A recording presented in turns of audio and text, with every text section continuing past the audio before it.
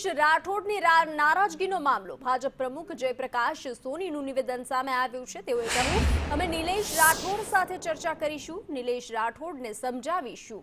અલ્પેશ લિંબાચિયાને સમજાવવાનો નિર્ણય હાઈકમાન્ડનો છે।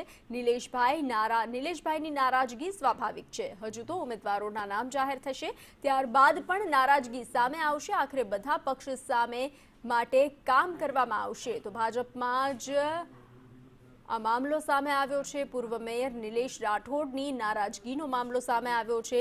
ભાજપ પ્રમુખ જયપ્રકાશ સોનીનું નિવેદન સામે આવ્યું છે।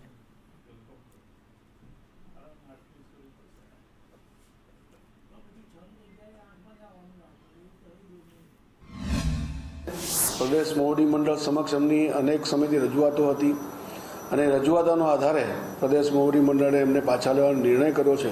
અને નિર્ણયના આધારે કાલે એમને હમણાં ઉમેદવારોની ટિકિટ ડિક્લેર થશે તો ઘણા બધા લોકોએ ફોર્મ ભર્યા છે, તો જેને નથી મળવાનું એની નારાજગી આવવાની સ્વાભાવિક પણ છે। અને પરિવારમાં જ્યારે આવડો મોટો પરિવાર હોય, ભારતીય જનતા પાર્ટી ખૂબ વિશાળ પરિવાર છે, એ પરિવારની અંદર મન દુઃખ એકબીજાને થતું હોય છે, પરંતુ છેવટે બધા પાર્ટીના જ કાર્યકર્તાઓ છે। સંવાદ કરીને સમાધાન લાવવાનો પ્રયત્ન જરૂર છે।